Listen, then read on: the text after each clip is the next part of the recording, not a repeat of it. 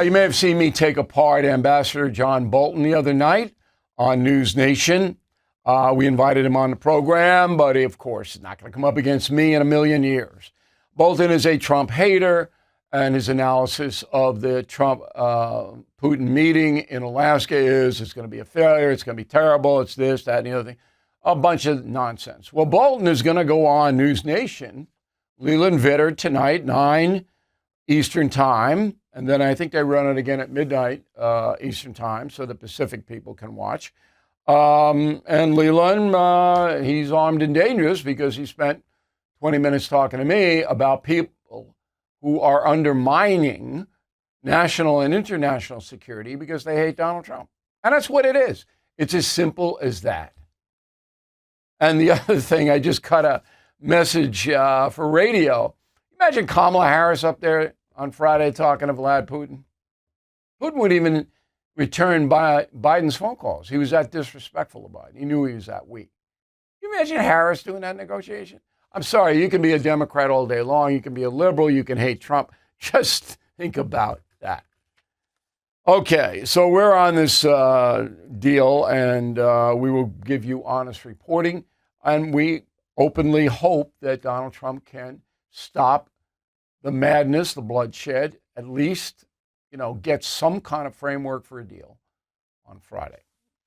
The talking points memo is about fanatics. And I mean, this is just amazing to me, who would rather see people die than give in to politicians they oppose.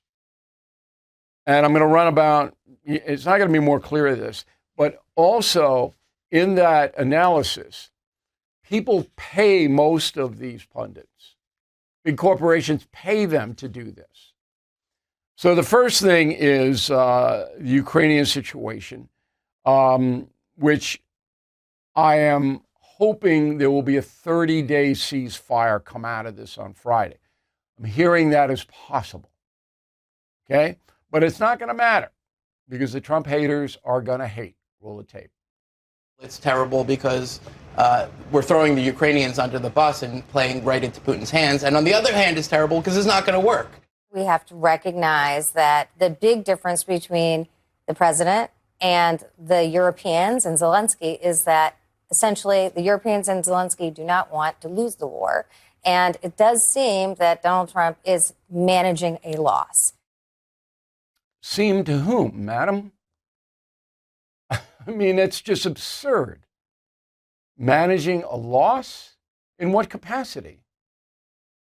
We're sending high-powered weapons to Ukraine. We have organized a response to Putin that is hurting him. Managing a loss? This is the kind of dishonesty. Maybe it's stupidity. Maybe she's just dumb. And the other guy, too. I don't know them. All right, then you get the reason that Trump is going to Alaska isn't to save lives in Ukraine. No. It's to divert attention away from Epstein. Go. He wants to distract you. He wants to distract you from the damage his tariffs are doing to our economy. He wants to distract you from Epstein. You need to continue to move forward, and you need to not let him divert the media attention away from things like the economy and the Epstein files. Though that is what he is trying to do here. This is absolutely a distraction from the president's domestic woes, whether it has to do with the Epstein files or the jobless rate. The jobless rate? Gets 4.3. This is, but remember, these people are paid to do this. They hate him. There's no doubt in my mind they hate him, Trump. But they're paid to do it. Just keep that in mind. Now, when you get this kind of political propaganda out constantly, over and over, not just in the United States, but in Europe as well, certainly in Ukraine, that Trump is a bad guy, he doesn't care about Ukraine, he's trying to get away from Epstein, all this nonsense, that a lot of people believe it. Okay? They just believe it because they don't know, and they hear it over and over and over and over again. Now, CNN did some honest analysis the other day. A guy named Harry Enton, he's their chief data analyst. He puts out that the Epstein story is pretty much dead.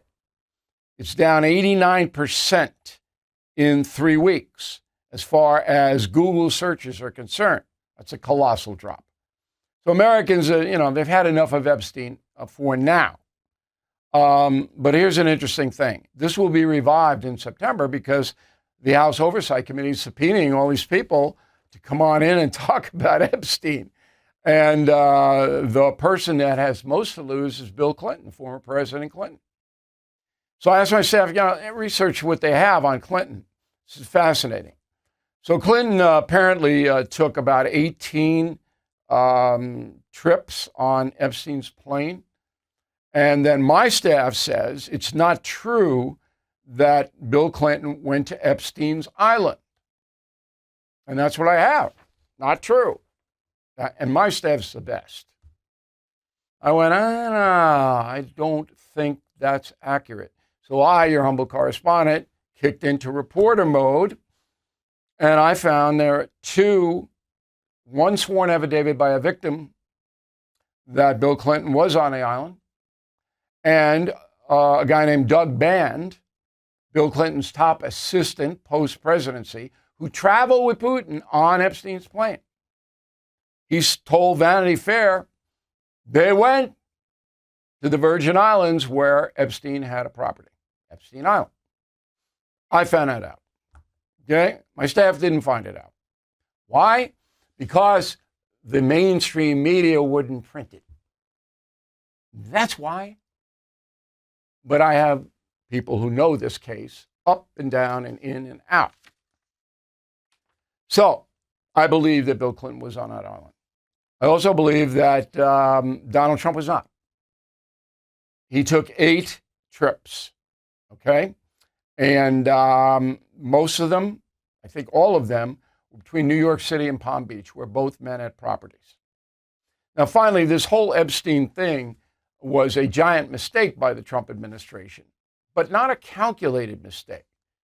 It all began when Attorney General Pam Bondi submitted to an interview with Fox News. Go.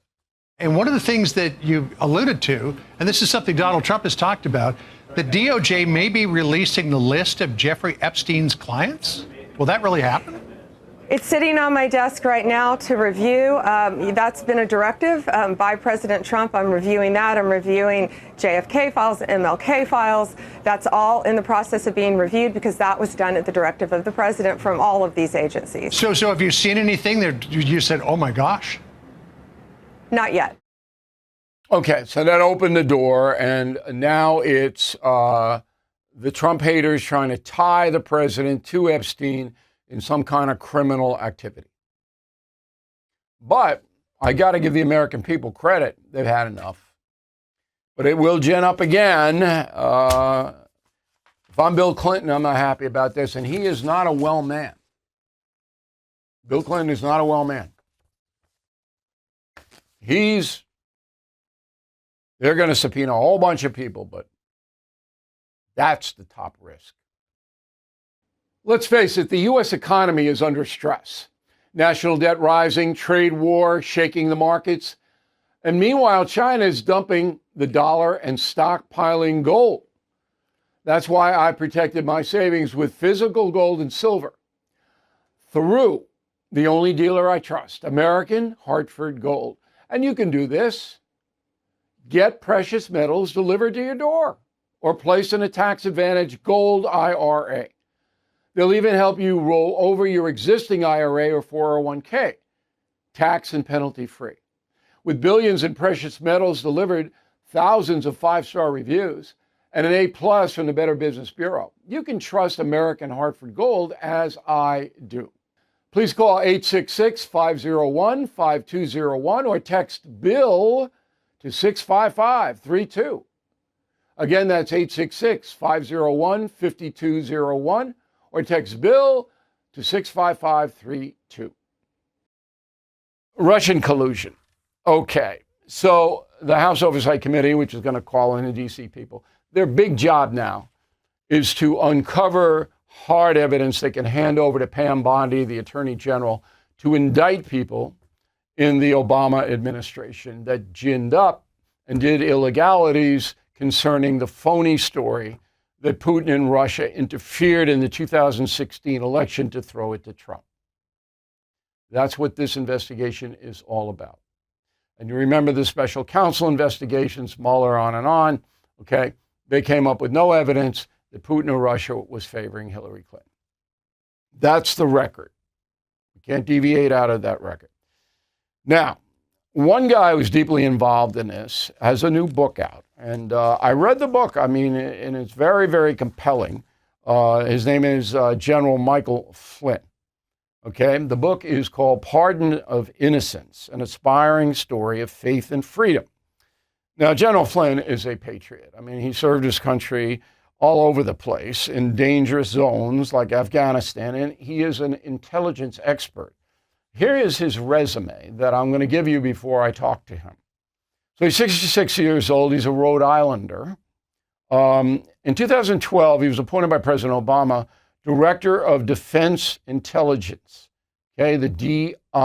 And he served for 2 years there. But he disagreed with Barack Obama over how to confront terrorism in general, okay? Al-Qaeda, ISIS, all of that. So Obama had his vision, Flynn's vision didn't coincide. And Flynn left the Obama administration. He was a civilian then for about a year, and he developed a rapport with Donald Trump. So he helped Donald Trump in the 2016 campaign, and when Trump defeated Hillary Clinton, he was appointed National Security Advisor. But the Obama people, the FBI and others, were after Flynn because they believed he was part of a cabal that helped Putin interfere in the election. Okay? Very complicated. Extremely so. Ultimately, Flynn, to protect his son and other things, pled guilty to lying to an FBI agent. Remember, this whole thing was phony. Okay? But then Flynn withdrew, and you can read all about that in his book, why he did it and all. That's not what we're concerned with here today. All right? And then ultimately, President Trump pardoned General Flynn, and the case went away. But I don't think there's a guy who knows more about this Russian collusion hoax than General Flynn, and he joins us now from Washington, D.C. So the National Guard hasn't chased you around yet, have they, General? Not yet, Bill, but I only walked the streets for about 2 minutes so far. A lot of people feel the same way. All right, so did I encapsulate your story so that accurately? Yes, you did, very accurately, and I appreciate that. Because you're right. One of the words you use is complex. It's very complex. It's an amazingly complex thing, and people who are interested in their country and interested in this whole fraud should read Pardon of Innocence, your book, because you go over it, and it's not 800 pages. You go boom, boom, boom, boom, boom, and of course we verify everything you wrote. We're not putting you on here as some kind of guy. We check it all out. Right. So what I'm interested in with you is going forward. I feel that there are a number of people in legal trouble right now. Let's take them one by one. The first one is John Brennan, all right, the former CIA chief under Obama, 4 years. You know him well. You worked with him well. Do you see him in any legal jeopardy here? And if so, how? Yeah, I do. I think of all of the characters that are surrounding Russiagate and this conspiracy to basically undermine the country, I think he's probably the one that is at most legal risk. And I'm not a legal scholar here, Bill, but I would tell you that I think that there's enough evidence and enough times where Brennan said things under oath that were not true, and so he's at risk there. And I think that's where the Department of Justice is going to hone in on. All right, the perjury. I think he's the most. I think he's the guy that's at most risk. Do you believe that Brennan, in his position as head of the CIA, was trying to help Hillary Clinton here? What was his motivation to deceive in the Russian collusion hoax? What motivated him? Yeah, I think what motivated him, And it goes back to a whole series of presentations to Obama, because Obama is part of this, but I don't think we're going to see anything happen to Obama. But I do believe that they wanted Hillary to take the con of the United States of America post the Obama administration. And it goes back to very serious meetings, like 3 August 2016 is one of the first times when Brennan went in and briefed Obama on the dossier and let Obama know at that time that this thing was made up. Essentially, it was part of the Hillary Clinton campaign to have an October surprise to say, Trump is working with Putin, right, to help defeat him. And that particular meeting, which came out in the Durham report, to me, that's one of the most egregious acts by Brennan, where he began to promulgate this thing, and he did it with the president of the United States, in this case, Obama.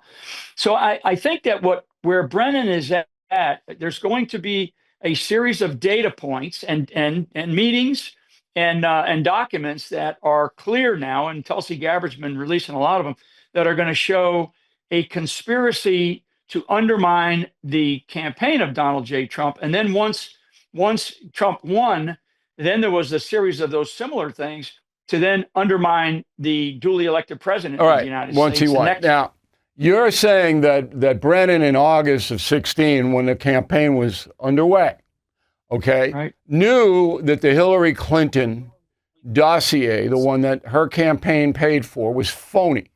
He told Barack Obama that. That's according to the Durham report. But Obama didn't quite believe it because he wanted another intel assessment, correct? Yeah, I'm not so sure, Bill. Now you're asking, I'm speculating a little bit. I'm not sure where Barack Obama's, head was at that time. He might have had other information. He may have known that it was going on, or whatever he and Brennan talked about, mano a mano in the Oval Office in that meeting. But I would say that what Obama did do, and having worked with commanders and having worked with bosses when it came to intelligence, is to direct Brennan to continue to pull this thing together. So he didn't say it's bogus, ignore it. He said continue to investigate. Is that correct? That's what I believe that they are going to find out. That he said continue to investigate, and it's clear later on with some of the other evidence that now has been exposed by Tulsi Gabbard. Now, what about Hillary Clinton's campaign? Now, I feel that she will say, look, I don't know anything about this. My campaign people did it all. That's probably going to be her defense, right? Yeah, I mean, she can do the old, Jim Comey, I don't recall, 150 times or whatever. That's going to be hard to believe. Now, she can do that in a court of law or in wherever she wants to do that from a legal standpoint, and then throw the burden on Robbie Mook or somebody else like that, or campaign team. But it's certainly in the court of public opinion. I got that. And particularly conservatives and people who don't like Hillary, they've already convicted her.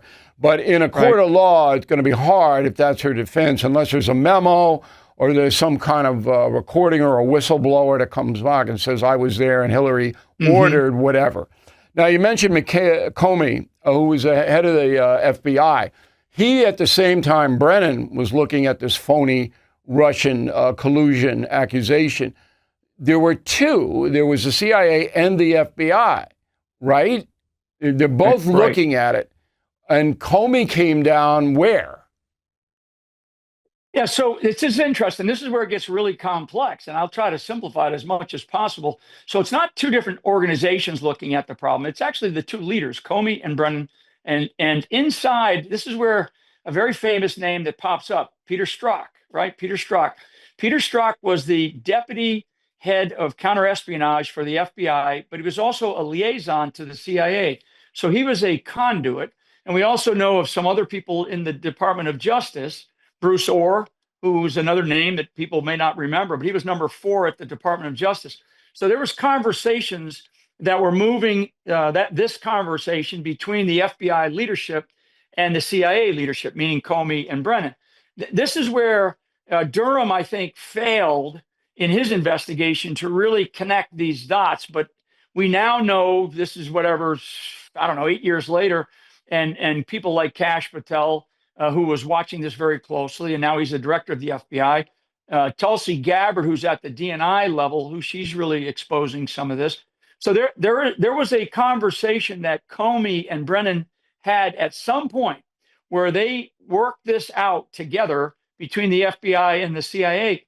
Because the last thing on this point, Bill, is that it wasn't the whole of the intelligence community that agreed on this. It was really two organizations, the FBI and the CIA. Yeah, there was dissent. So do you believe that Brennan and Comey collaborated to foist a fraud on the public for political reasons? Do you believe that? Absolutely, 100%. Okay, so stop. Yeah. So that's what the oversight committee. Mm-hmm. That's what they have to not prove, but gather evidence to hand it to Bondi and to Patel. I don't know what they're doing, and we don't get a lot of, we're doing X, Y, and Z, but we do know what Congress is doing. And these people have been subpoenaed. They have to commit. Do you expect them to take the Fifth Amendment? You expect that Comey and Brennan are going to go, I won't answer? Well, if they take the Fifth, which I have actually done a couple of times because of the burden that they put on you, Sure, which is their right to do. But if they take the Fifth, then you are open to have to go in front of a grand jury where you can't take the Fifth. Yeah. Okay. So this, to me, Bill, is something that they got to pay attention to. Final question. There are a lot of conservatives who like to convict President Obama as being the mastermind of this whole thing, okay, that he directed it. To me, that evidence is not there after reading your book. Am I wrong? Mm-hmm. Now, you're 100% right, Bill. I really don't think that people, as much as they feel and they're emotional about this, I think people need to get over the fact that Obama is going to be indicted and thrown into jail or something like that. I mean, well, he's got executive privilege. He can order any investigation he wants. But if a president of the United States engaged in something like this, it's at the Richard Nixon Watergate level. But anyway, General, exactly. I just want on a personal note, I don't know you personally, but I followed your career, and you're an unbelievable patriot. And you know me, I'm a pretty tough guy. I think you got hosed here so badly, and your son and your family, and they did this out of spite, they being the FBI in particular. Comey is a horrible man, in my opinion. I don't know if Brennan had anything to do with the legal charges. I don't think Obama protected you. I know he should have. He just sat it out. But that's my assessment. So I'd like everybody to take a look at Pardon of Innocence, an inspiring story of faith and freedom by General Michael Flynn. And it's a pleasure to talk to a real patriot today, General. We'll talk again soon, I hope. Thank you. God bless. The American dream is changing. Forget the white picket fence. Today it's about getting out of debt. If rising prices and credit card bills are weighing you down, there is hope. Done with debt. They don't offer loans or push bankruptcy. Their expert negotiators go straight to your creditors, cutting what you owe, wiping out interest, eliminating penalties. They fight until your debt is gone. Most clients see more money in their pocket the first month. You've worked too hard to let debt win. With Done With Debt, freedom is possible. Please visit donewithdebt.com. Talk with one of their experts, completely free. But some of their solutions are time sensitive, so don't wait. Please go to donewithdebt.com. Again, donewithdebt.com. Our healthcare system is a mess, you know that. You wait weeks for a doctor's appointment, get 5 minutes there, then face delays, insurance, red tape. It's slow, frustrating, and it's why All Family Pharmacy stands out in the madness. All Family Pharmacy believes in medical freedom, meaning you decide what works for your health, not some agency or insurance company. Ordering is simple. No waiting rooms, pharmacy lines. Just go online, place your order, and get medications delivered right to your door. They offer 200 medications, including ivermectin and antibiotics, plus emergency kits, customized orders, even bulk buys. More than 100,000 Americans already trust All Family Pharmacy. It's time you check them out. So please go to allfamilypharmacy.com/Bill. Use promo code BILL10 for 10% off. Take your health into your own hands. That's allfamilypharmacy.com/Bill, code BILL10. Final thought of the day. So I'm a big baseball fan. Played 14 years consecutively. I played baseball right up until semi-pro. And I root for the Mets and the Yankees because I know people and own a team. And, you know, I'm probably one of the few that does that in New York. But both teams are really having a hard time. Boy, oh boy, oh boy. Now, the Mets in particular have lost 7 in a row. And they have lost 11 out of the last 12. The highest payroll. No, the Dodgers have the biggest payroll, and the Mets are second. Okay, $340 million of paying the players. They're not playing. They're not performing. They're not. What do?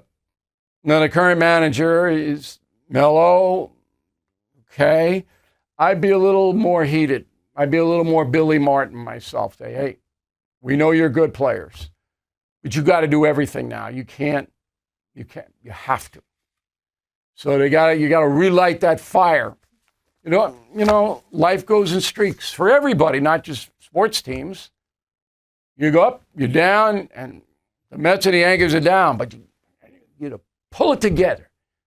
Okay? You got to fight like Trump when he got shot in the ear. What has to happen?